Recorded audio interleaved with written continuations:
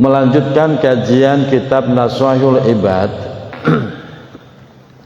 Masih pada babul khumasi dan masih makalah yang ke-23, kemarin belum selesai.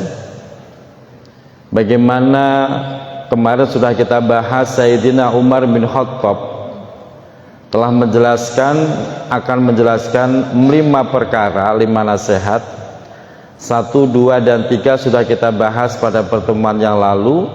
Sekarang kita masuk lanjutan yang keempat.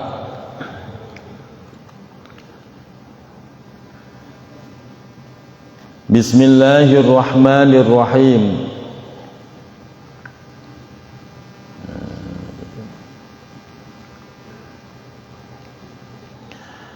Wa ra'aitu jami'al birri falam ara birran afdala minan nasihati hiya asyidqu fil amali. Sayyidina Umar bin Khattab memberikan nasihat untuk kita. Poin keempat, wa ra'aitu jami'al birri, wa ra'aitu, dan aku telah melihat, jami'al birri, banyak dari macam kebaikan. Falam ara birron, kemudian aku tidak pernah melihat sebuah kebaikan afdola, yang lebih utama, minan nasihati, daripada kebaikan yang berupa nasihat. Bu, menerima nasihat itu gampang apa susah? Bu, Pak, menerima nasihat itu senang apa pedih? Ya tergantung juga ya. Ternyata menerima nasihat itu bukan sesuatu yang mudah. Banyak sekali seseorang itu merasa susah menerima nasihat, merasa tersinggung, merasa terpancing emosinya saat menerima nasihat. Ada begitu kan? Oleh karena itu, nasihat itu padahal sesuatu yang sangat berharga di dalam kehidupan kita. Cuman yaitu tadi, ternyata menerima nasihat itu bukan sesuatu yang mudah, butuh kebesaran hati. Apalagi kalau yang memberikan nasihat mungkin umurnya lebih muda daripada kita, mungkin derajat sosialnya lebih rendah daripada kita, mungkin ekonominya di bawah kita. Itu biasanya kalau tidak ada kebesaran hati, susah menerima nasihat. Ujung-ujungnya emosi yang keluar dari mulutnya, emang lo siapa? Begitu kan? Betul. Padahal bertetangga udah puluhan tahun pakai nanya, emang lo siapa? Itu menunjukkan sebuah keangkuhan, kesombongan, hati yang keras ketika tidak bisa menerima nasihat. Sama seorang kiai, seorang ustadz, sama Pak. Enggak semua ustadz itu bisa menerima nasihat dari muridnya, dari jamaahnya. Tersinggung, iya, banyak. Artinya apa? Ini sudah bicara tentang masalah kebersihan hati, kelapangan hati. Kalau tidak ada kelapangan, gak bakal menerima nasihat. Yang kedua, kebaikan yang sebenarnya memang adalah ketika kita mendapati nasihat dimanapun berada, dari mulut siapa, nggak peduli, asal itu kebaikan, terima. Walaupun itu keluar dari mulut anak kecil, kalau memang itu kebaikan, terima. Jangan ngeyel. Saya aja pernah ditegur sama anak saya karena buru-buru, spontan saya minum sambil berdiri. Anak saya itu Zahira, la yashrobanna ahadukum qa'iman, langsung ngomong begitu Pak. Bapak tahu nggak artinya? Itu hafalan di TK begitu Pak. la yashrabanna ahadukum qa'iman, janganlah kalian minum sambil saya dinasihatkan anak saya ngeyel, enggak, saya bilang iya mbak, lupa, maafin ya, saya duduk. Artinya nasihat itu bisa datang dari siapa saja. Kalau memang itu sebuah nasihat, sebuah kebenaran, dan dia memberi nasihat itu tulus, terima dengan lapang dada. Walaupun berat, paksa, karena yang bikin berat adalah gengsi kita, nafsu kita, itu harus dipaksa. Bahkan walaupun nasihat itu keluar dari orang yang kita anggap gila sekalipun, terima Pak. Bapak pernah nggak dinasihatin orang gila Pak? Loh, saya pernah Pak. Mungkin saya udah pernah saya sampaikan. Pada suatu hari saya masih kuliah saat itu di PTIK, hujan. Karena hujan kita neduh.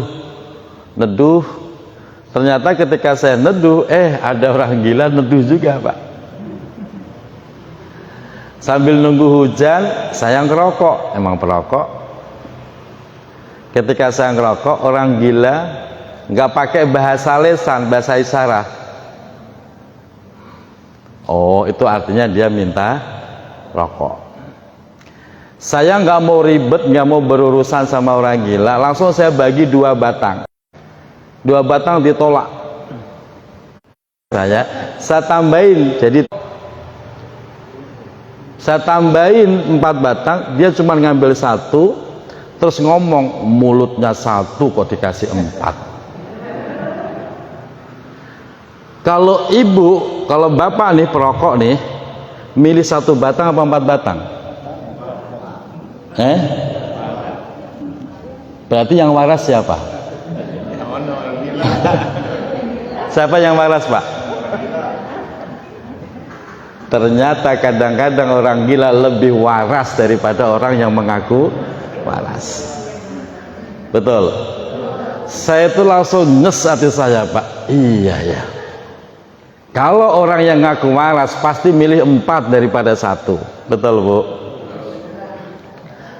Orang gila waras, lah mulut 1 kok dibagi 4. Betul, mulut 1 ya cukup 1. Berarti dia sangat waras.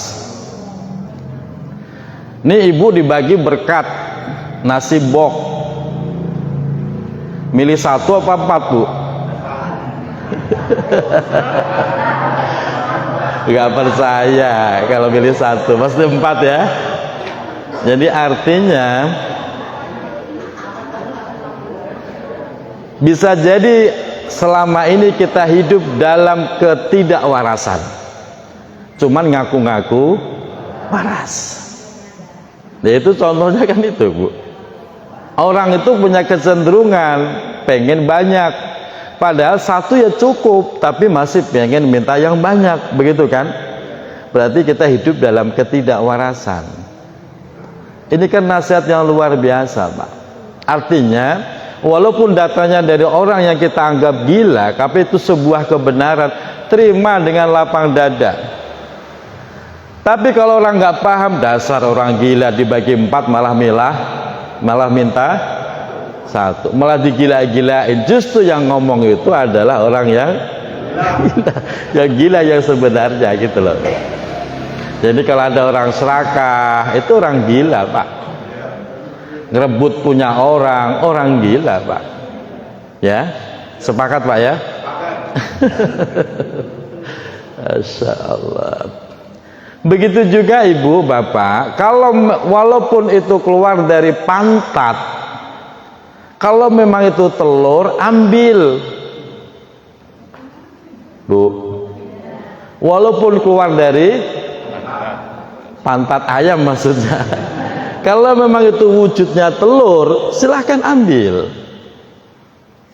Silahkan, mau diceplok, mau didadar, silahkan. Jangan terus, saya nggak mau, kenapa? Keluar dari pantat. Kalau memang itu telur, ambil. Tapi kalaupun keluar dari mulut seorang raja, tapi itu kotoran, jangan diambil. Setuju?